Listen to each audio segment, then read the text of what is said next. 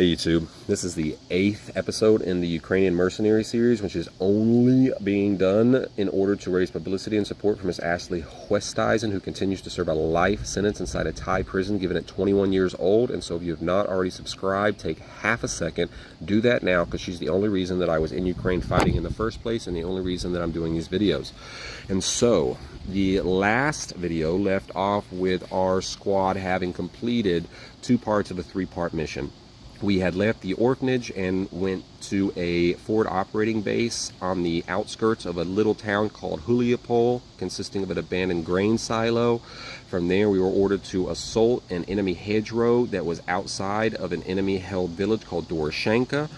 We had spent 2 nights going out, half a squad each, in order to map our way from the infiltration point to the assault position.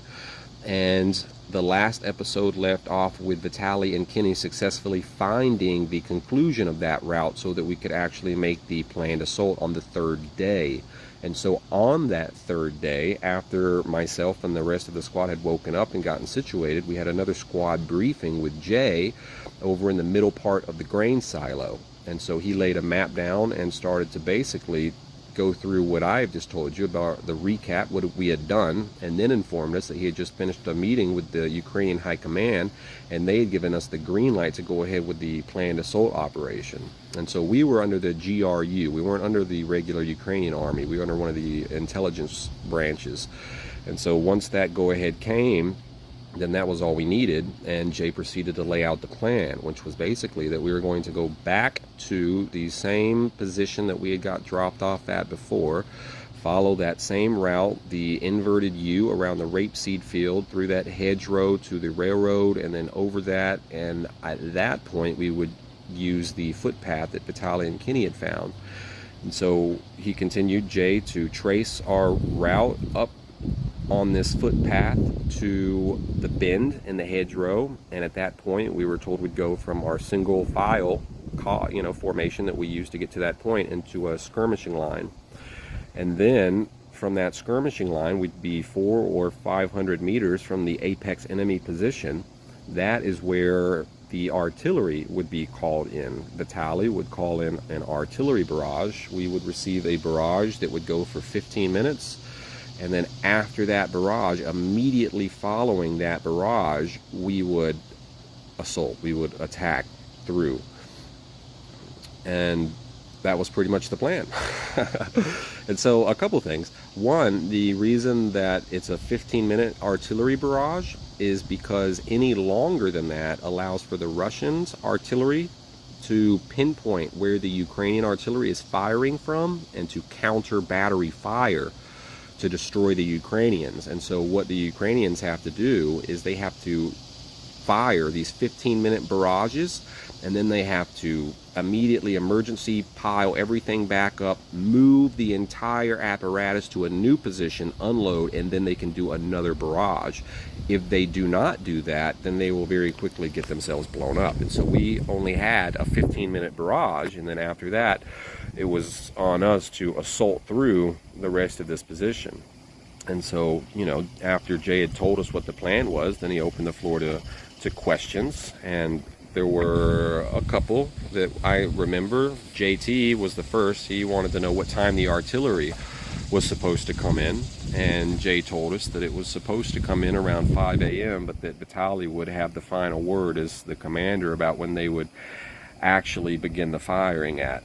And so once that was said, then Nibs was wanting to know if the fire was going to be accurate, and Jay, being cheeky, saying that they're 120 millimeter rounds, so they don't really have to be that on target to still do the job, which of course was Nibs' point, because Nibs was more like, because we're so close to the Ukrainians, like, is their artillery accurate, because we don't want to get ourselves blown up by blue on blue fire. And so, Jay assured us that they had the exact coordinates and that wasn't going to be an issue.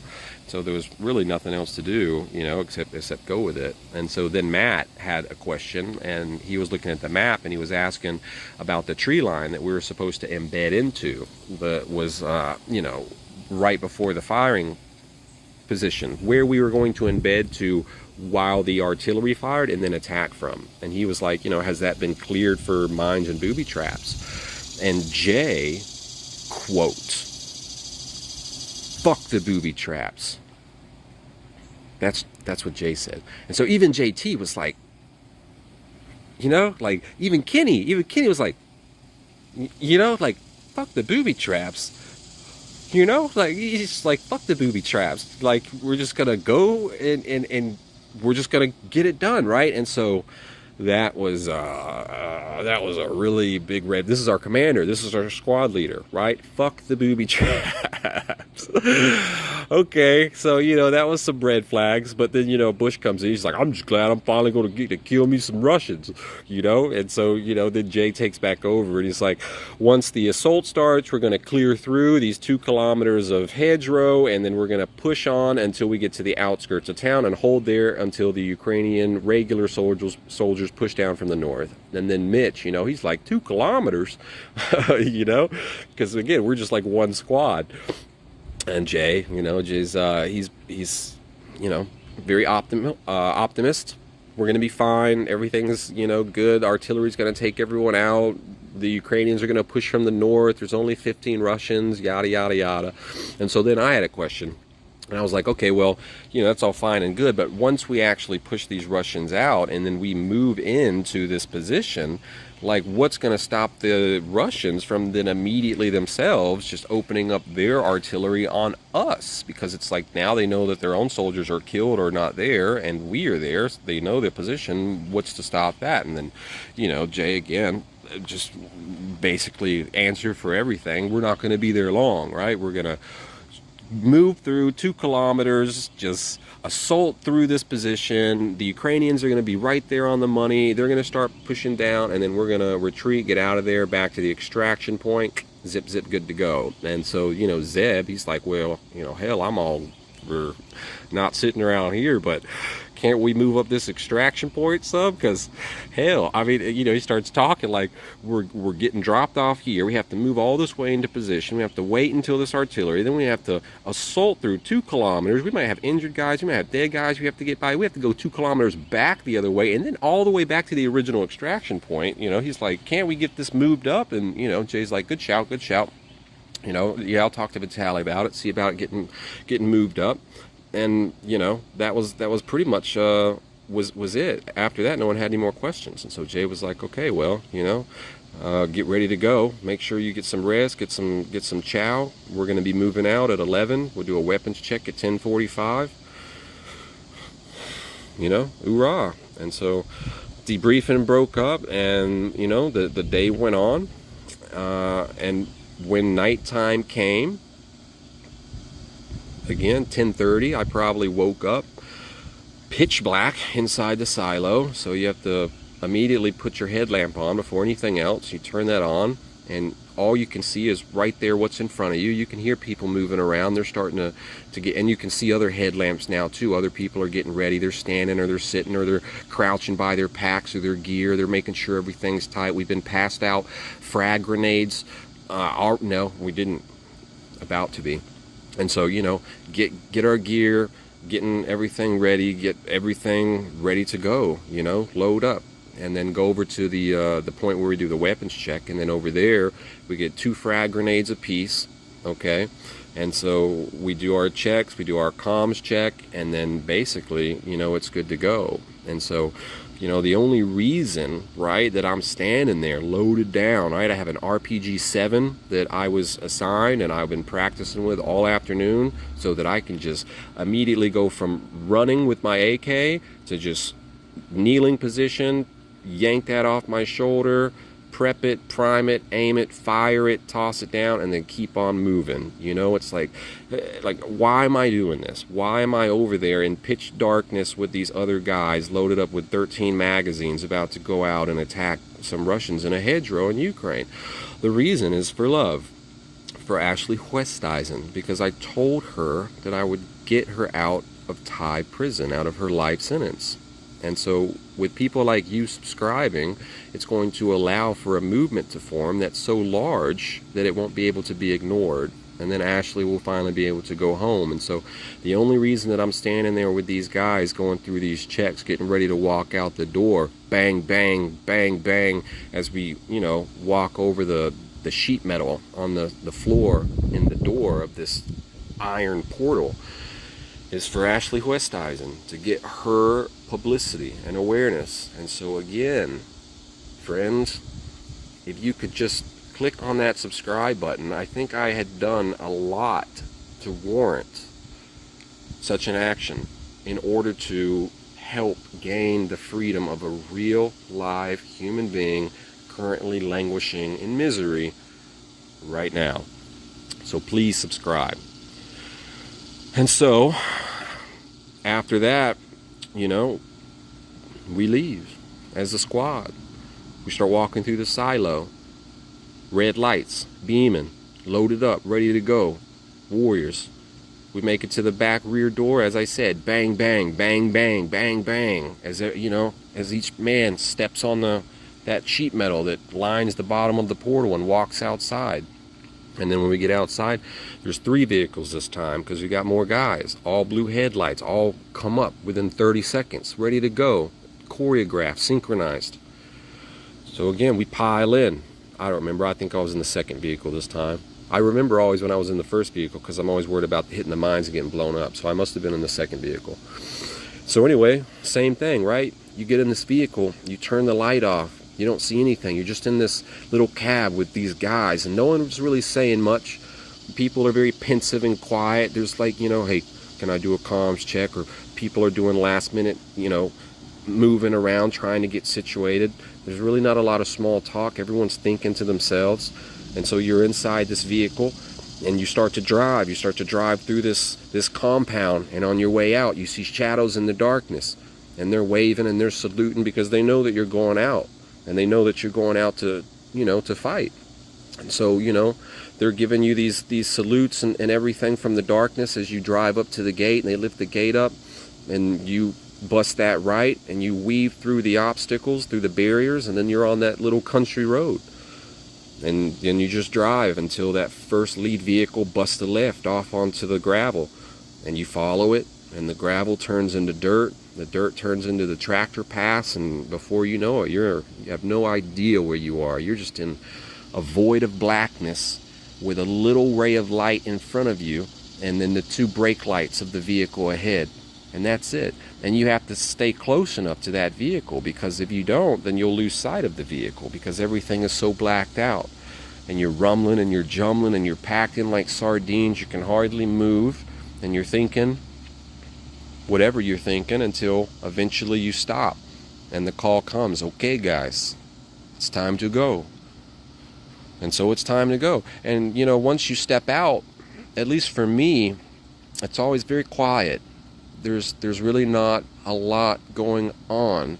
Before you go out, especially the day or the many hours before, you think a lot. And I'll talk more about that later.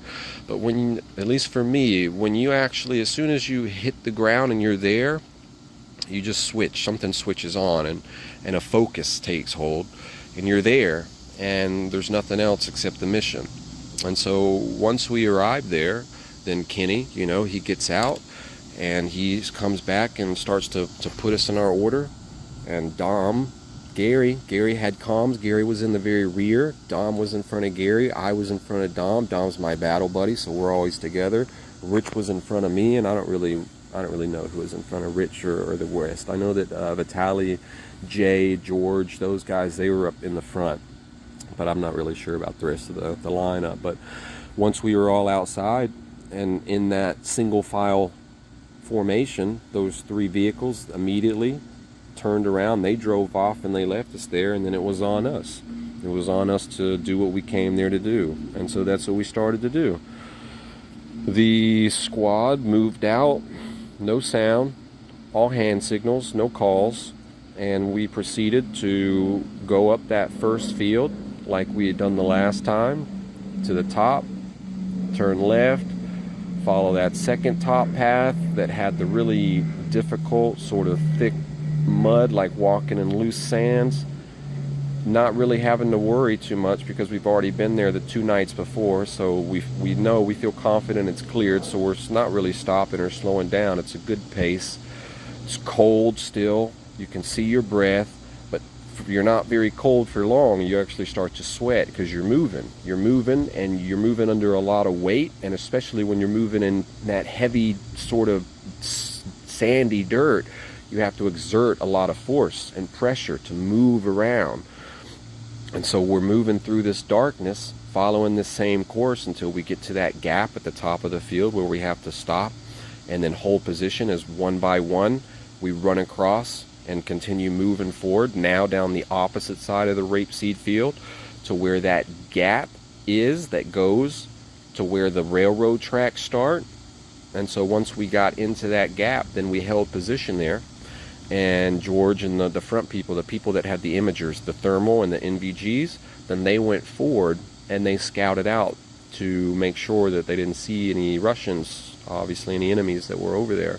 And so we were there for however long, 15, 20 minutes, I'm not so sure.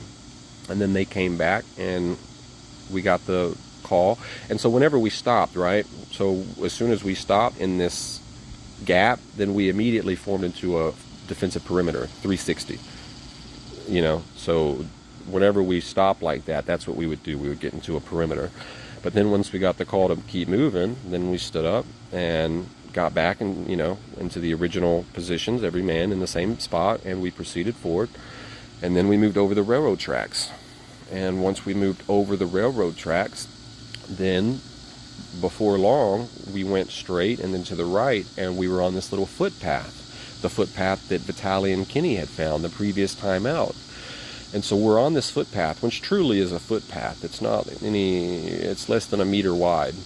And so we're walking down this footpath, and then suddenly, for the first time, on my right, people are passing signals. I see the signal being passed back, and there's a signal for when you see something, okay? And so what you do is you point to it, like you point to it very clearly, you know, as you're walking up and by it, so that the person behind you sees what it is, whatever you're pointing at, and then they, of course, they point, and then that way you know what's there. And so I see the signal getting passed back, and then as I walk up to it, right, Rich, he points it out, and then I see it for the first time, this anti-tank mine, which really looks like those Acme from the old cartoons, the whatever the cartoon characters with the red buttons would hit and go kaboom. It's really what it looks like. So then I see this anti-tank mine, and then within like a minute there's another one on the other side on the left, and it's getting pointed out. And so, you know, later, I'm realizing how absolutely blessed we were to go out 2 nights tromping around this area, just pitch blackness almost, not really able to see anything, because you can't see the landmines with thermals, at least not the ones we had, the distance, it's too close of a distance. And so, you know, we were just walking blindly. There were so many mines, as you'll come to see. We didn't hit, my goodness. And so, yeah, we started seeing all these mines, like anti-tank mines, left, right, you know, getting pointed out as we're moving, as we're going down this footpath, getting closer and closer to our assault position. And then, I don't know, maybe halfway, suddenly like the call comes to halt, right? And so the call comes to halt, and so we halt, and then the call comes to like get off the path. And so we all get off the path. There's like this like a ditch, it's you know, like a grassy ditch. There's not anything in it, it's just like a grassy depression, okay, but it is like a ditch. And so we go into this ditch, and you know, and I just plop down, right? I just turn and I go and I just plop down, you know, and I'm heavy, I got all this gear. I plop down and I'm sitting there and I'm looking, because we're looking now through the hedgerow that goes directly to the enemy. We're not very far away from them. And so I'm looking there, and then Dom, who's to my left, right, he's like, and so I look, and he's like, and so then I look for the first time, right, I look down, like 3 feet away, there's another anti-tank mine with the big red button, just right there. If I had been like 1 step back and had done the same thing, and jumped down, I would have jumped right on this mine, chest first, and blown myself up. Dom, Rich, I'm sure Gary and the other people, it's an anti-tank mine. My God, people, it was right there. So I'm just looking, and I'm just like, and so it makes you feel, right? You know that okay, it's a mine. It's not going to go off unless the button gets pressed, but it still makes you feel very uneasy, okay? As I'm sitting there and I'm looking over at this mine, and it just gives you this cold feeling. At least it did me, like a cold metal feeling, metallic, just, you know, it's just like, damn, you know? And so I'm like, thanks, Dom, you know? Hey, man, again, Dom, you know, for all the disagreements we have about race and sexuality and things like that, you know, that man certainly saved my life multiple times, so much love to Dom. And you know, that's one instance where he was right there just to point this thing out. And so, yeah, you know, so again, this is the first time, you know, I'm starting to, like, very quickly after this, I started to adjust, because the first couple, you know, the first time I went out, I was just flippant, you know, like, just following blindly. But then after this time, and then the times coming back, it's like, God, man, you really start to realize how imperiled you are. And so we're sitting there and we're laying there for a long time. I don't know how long, a long time. The light, there's starting to be light on the horizon, because it's in the summer, and I guess the latitude's so high, it starts to get light so early there, so early in the summertime in Ukraine, right now at this time of year. Before 4 a.m. there's first light. And so the light starts to come up. And we're all seeing it, and we're all, like, still there, just in holding position. And we're supposed to be, you know, almost in position for this artillery barrage. And so, you know, finally I see Kenny coming down the line, and I'm very impatient. Because I feel, you know, there's a lot of emotions going through you, but I'm like, I don't understand why we're sitting there for so long. Like, this is a very important thing that we need to be moving. We need to be on time. Why are we sitting there? So then finally Kenny makes it back to me, and he whispers in my ear, he's like, hey, mate, you know, drone sighting. And, you know, I'm like, I haven't seen, I haven't heard any drone, you know, anything like this. And so I'll go ahead and save you with the mystery, what it was. It was the International Space Station, because again, there's no light pollution where we were. And so you can see lots of things that you would never be able to see ordinarily, and one of them is the International Space Station. And, you know, it can, I guess, look like a drone. Sure, it's like this light, and you see it, and it's going right over your head, and it's moving pretty quick, and you can see it, and you're like, it's right there, and, you know, but it wasn't a drone. And so it took a long time for the word to come back that it wasn't a drone. And then by the time it did, it was like misty morning. It was like misty morning. It wasn't fully bright. It was still a little misty, but it was like not dark. Okay. And so then I'm like, let's go. That's all I'm saying. Let's go. You know, like, what are you doing? And so, you know, again, but I'm like way in the back, you know. And so all I can do is show my frustration to whenever Rich looks behind me, and I'm like, or, you know, I look behind to Dom, you know, and I'm like, what is going on? And so, you know, we didn't even stop and go into, okay, now, obviously, after so much time and having access to all of the different maps and stuff, like, now I know everything perfectly, and having gone so many times, this was my second time out. I didn't really know where we were. I didn't really understand where the Russians were, or where we were supposed to be going. You know what I mean? I mean, very rudimentary. Sure, I had an idea of the direction, right? But we were, like, basically at the point where the corner of this footpath ends, and then right in front of you, as soon as you come around that footpath, in front of you, you can see straight ahead. And straight ahead, there's a long hedgerow, and then to the right, there's this open field, very pretty, and then at the end of that really super long field, there's another hedgerow, because that's just how it is in Ukraine. It's just squares or rectangles, and then they're all lined with hedgerows, okay? And so, you know, we didn't even go into a skirmishing line. We literally stayed into a column, like a line, as we're going around this bend. And as we're going around this bend, again, there's been so many mines, but now there's 5 more. The Russians didn't even try to hide them. Seriously, they didn't try to hide them at all. In one part of the road, there was 5 anti-tank mines in a diagonal, just right there laying on the road. You could see them clear as day, you know, just right there. And so, you know, there was a lot of mines that we saw, and obviously we're pointing out and stepping around. And so, but we didn't even get into this formation. And at this point now, I realize, like, the Russians were right there. Like, if they had, they could have opened up and killed us all, you know, the ones at the apex position of the hedgerow, right? And so anyway, guys, you know, again, Slava Ukraine, this was very early in the war. this was last year this time, or 13 months ago. Okay, so let's be clear on that. Slava Ukraine, I support Ukraine 100%. Much love to Vitaly, my commander, all of those guys. Rip George, we'll get to all that, so not hating. I'm just saying what happened. I'm just being real. Okay, I was there, this is what happened. And so, it's like getting brighter, it's getting brighter. We come around this bend, and then for the first time, right, I can see what I just described, right, that hedgerow long to the front, which I'm like, is that the Russians? But I'm like, no, it can't be the Russians, because why would we be just standing right here? And then again, over to this way, it's like open field. It's very pretty. It's like misty still morning with that sort of mist fog that's hanging close to the ground, but then above that it's a blue sky, so it's going to be clearing up soon. Okay, and again, the fields are tall now. They're tall with the yellow rapeseed flower coming out. It's very pretty. Okay, and so we start to, so that field, right, it's like a wall of rapeseed. It's like imagine it like a field of corn. Basically it's the same. Okay, field of rapeseed, field of corn, it's basically the same. Okay, and so there's that field of corn, rapeseed to the right, and then to the left there's the hedgerow going straight to Doroshanka. And so, staying in our original line formation, we proceed to move up, and we start to go up. And so we're moving up. I don't know how Vitaly and Jay, because again, I'm in the back, and by now, we have 16, 17 people because of Vitaly and George and the other, and all of us, and so whatever, we have, and we're spread out, we have some distance, and so I don't know how they already made it through across, but suddenly Nibs is like, again, we've been silent the entire mission, and suddenly Nibs is like, Bush, look out, like yells out, Bush, look out. And so everyone like looks, and Bush looks down, right? Bush, he looks down. And there's, a tripwire. There's like a wire right by his feet.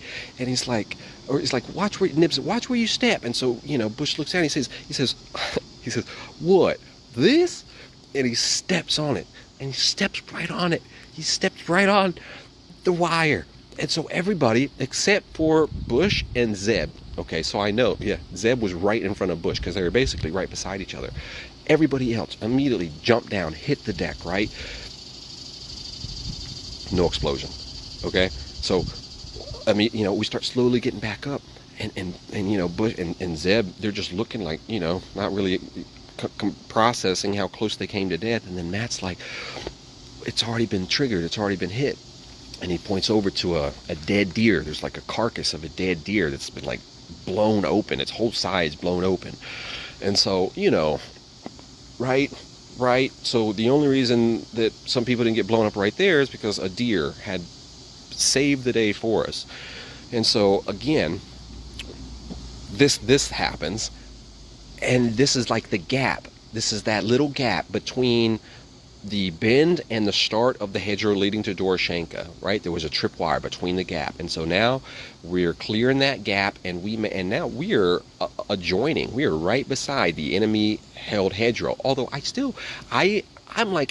thinking that it must be ahead. Although I feel like, I'm not really sure what's going on. Honestly, I'm just like feeling very impatient, and like I'm expecting any second for some shit to start. Like the tripwire was the thing, and then like any second I'm expecting stuff to start going down, like Russians to open up or whatever. I have no idea, and so this is what's happening, and we start moving forward, and then right, so by the time the back makes it up to the start of this rapeseed field that is adjoining the hedgerow, so now we're like in between the hedgerow and the rapeseed field, okay?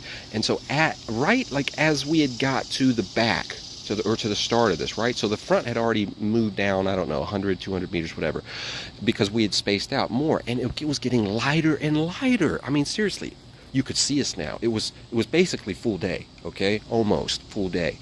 And it's just like, we're hours late. We're like at least an hour late, maybe more. I don't know. It's crazy. It's not supposed to be this way. I know that much. But I'm here. It's like, free Ashley. Keep moving. And so we're moving along. I'm walking along, right? And then suddenly, we all hear, it's like this. The first time, okay, that I had heard incoming artillery that was coming like like it was coming like that, where when you looked up above you, you could see. You could see, not in this particular instance, not in this particular, in another instance, but when you're that close to the artillery, you can see it. You can look up and you can see the little black dot going around through the sky, and it makes it like a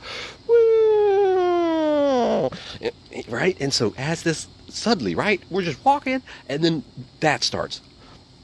There's been no warning, there's been no call, there's been nothing. We just hear incoming artillery, and so Hogan is like, everybody get down, like yells this shit out. We're like yells this out. And I mean,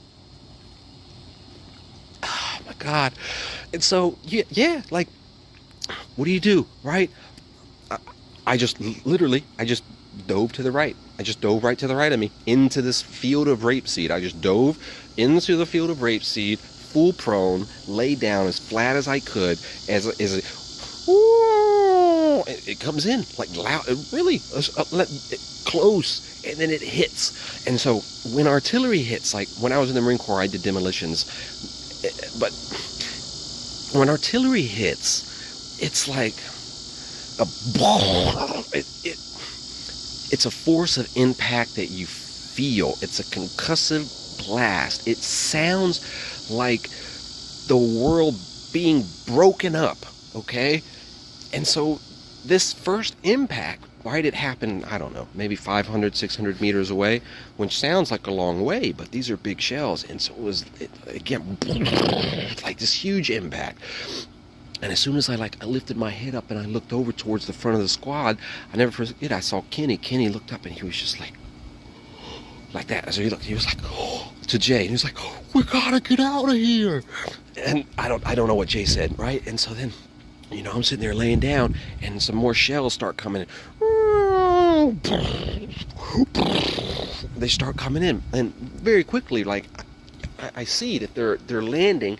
They're not on target. First of all, okay, they're landing across this field on the other hedgerow, which you'll see, okay, they're landing over there. For some reason, they're landing over there in this region. And so then, like, I get up from my prone position because it's clear that I'm no immediate danger, right? And then you know, once you're looking up, because you know the artillery's coming, then you can see the little black dots, as I said, coming over top of you and then landing very near, making these incredible explosions and sounds and destruction, and then these billows of smoke coming up from the earth. And then inexplicably, right, so now we're just all sitting there, right, we're all there, we're in like a clusterfuck, seriously, we're in like some gaggle half circle, like, okay, yeah, I'm facing away from everyone, but what am I facing? I'm facing into a bunch of rape seed. I can't see more than like 5 meters in front of me. It's like looking into a cornfield, okay? But sure, I'm holding position, and everyone's holding position, but we're all so close that if one of those shells did come down and hit anywhere near us, whole squad, one shell, done. So it was not going well. But, you know, you're there, right? It is what it is. And so, you know, I'm leaning, I get up on my knee, and then I'm starting to, you know, to stand up, and I'm looking, trying to see what the hell is going on. And then inexplicably, from where the artillery had been landing, there's like a white signal flare, like a white phosphorus that gets shot up from that position. I have no idea why. You know, it's signaling something. I don't know. But right where that flare shot up, more shells came down. And those shells, that's where they hit. And so whatever did shoot up that flare, they died. They certainly did not survive because it was hit by these artillery shells. And so, you know, we're sitting there for however many minutes, not so many, until the artillery barrage is finished, right? And so at that point, like, we're supposed to assault through the hedgerow. Okay, and so we it's like a clusterfuck. But after so many minutes, the people in charge, right, they finally get us back into another line. We still never got into a skirmishing line. Nobody went on the other side of the hedgerow. Nobody even went inside of the hedgerow. We literally kept walking in between the rapeseed field, and on the left was the Russian hedgerow. And now, as I'm looking to the left of me, where I've been walking beside, you see, there they are. Russian fighting positions. There's the wooden crates with the Russian markings on them. There's like a whole bunch of Russian shit. Just, you know, it's just there. but there's no Russians. It's like, it's crazy, man. It's crazy. I'm just like, and again, like my adrenaline's up, like, cause I'm like any second, you know. So I'm like finger on the trigger, man. I'm ready, you know. And you're like this, and we're walking, and you know, and we're seeing, and I don't know, you know, we walk a kilometer along this whole hedgerow. No Russians, no gunshots, no, everything's quiet. George and Matt got sent out like 50 meters ahead of everyone else, so I guess they were like our eyes or something, but they were on the same side. They were, anyway, it was just crazy. And so we keep going, and we're moving up into this until we get to the end of the first part of this kilometer hedgerow, right? Because you'll see on the map there's like 2 parts to it. And so we get to the first part, and now we're at this gap. And so we're now, I guess, you know, you can start to see like Doroshanka, a little, like you could see the tops of the tall buildings. Okay, so you know, we're getting close, and we're supposed to keep moving. And so then, you know, again, I'm towards the rear, right? And so I just keep going ahead. I'm just moving ahead. I'm following, and we're moving. And then as I am at the gap between this hedgerow and the last hedgerow, so most of the formation is already up ahead. Okay, it's just myself and again Rich, Dom, and Gary leading the rear. And then suddenly we get a red hat. Red hat, which is, it means enemy drone sighted, or drone sighted, right? And so it's this drill, and it's like as soon as you hear red hat, you immediately break for whatever concealed cover that you can find, and then you stop moving. And so I have like a terrible position because I was right in the gap. So I was in this open position, and so then I turn around and I try to run back to the other hedgerow, okay? And I get to this other hedgerow, and I hit it like, and it's like a wall of thicket and branches and bramble, and I'm trying to like go in so fast, but I know I only have a few seconds, and then I just like, and everyone else is like in there, and they're covering in there, and I'm just sitting there. I'm hung up like on like a dude on barbed wire, just like all hung up all over, and I'm just laid there, and I just stop moving, and I'm just like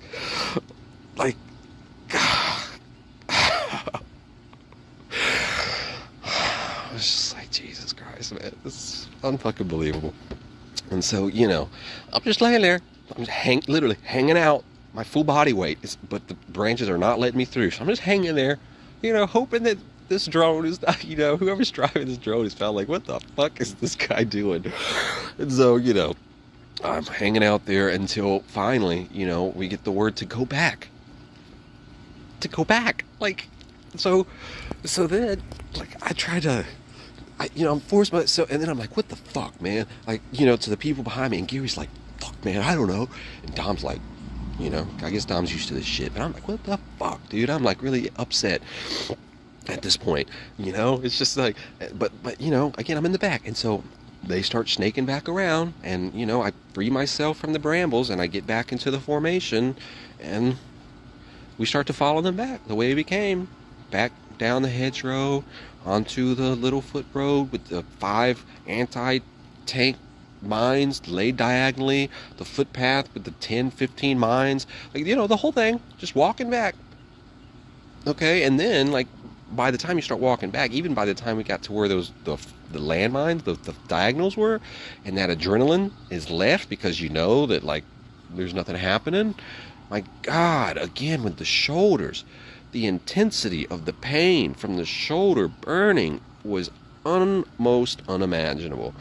It was really difficult to handle and to deal with. And so, you know, but, you know, you got to stay in formation, you got to stay in line, you just deal with it. So I was bent over like 90 degrees trying to keep this weight off of my shoulders as much as I can as we walk back this ungodly distance. Not as far, right? We didn't have to go quite as far back because thankfully Zeb had the extraction, because of Zeb's comment, the extraction point was moved up, as you'll see, but still was really far. And then by the time we got back, you know, I don't know, it was like 7, 8 o'clock, something like that. It was really late when we got back to the silo, and then we had this debriefing, and, you know, we have George who was leading the debriefing, and then, you know, he basically just went through what we had done and started to tell us, you know. And so as he's doing that, I forget, Bush said something, and then Nibs was arguing because Bush almost, stepped on the tripwire and was just like oblivious. It was just a real big clusterfuck. But then George was basically, telling us that, what had happened when we got up there is that it was one of our drones, the Ukrainian command, and their drone had apparently looked at the rest of the hedgerow leading into Doroshanka and had seen or not seen any Russians there, and so then they had told us basically that because there was no Russians that we didn't need to continue going and that we could turn around and go back. And so then Mitch was like, so what you're saying is our mission was successful? And then George was like, that's correct. And then Hogan's like, sure didn't feel successful. And Zeb's like, well, what's to stop these Russian bastards from retaking the same position? And George is like, right now, nothing. Zeb's like, that's one hell of a way to fight a war. And Bush, man, was like, I just thought I was gonna get to kill. Like, I thought I was gonna get to kill me some Russians, man. It was just sadly comical. Sadly comical. So that was the first assault that we did as a squad. Now, they didn't all go like that, certainly. But that was our first assault. And it was mission success. Success! Like Borat, right? Oh, all right. So, yeah, that's what happened. And then, we packed up and went back to the orphanage. So, yeah, that's what happened. A lot more stuff happened, obviously. But that was what happened the first time. And so I think I'll stop there. It's a long video. And so if you have not already subscribed, please do, because there are actually many people that end up injured and dying during the course of this. It's not all so lighthearted and comedic as it may seem or has been up to this point, with funny gaffes and ha-ha moments. The serious stuff is certainly coming. And so, again, the only reason it was done was to bring a publicity and awareness to Ashley Oosthuizen. So please help assist in getting her out of Thai prison by subscribing, sharing, liking, commenting. And next week we will pick up where this one left off and continue the journey as a Ukrainian mercenary fighting in Ukraine. Free Ashley.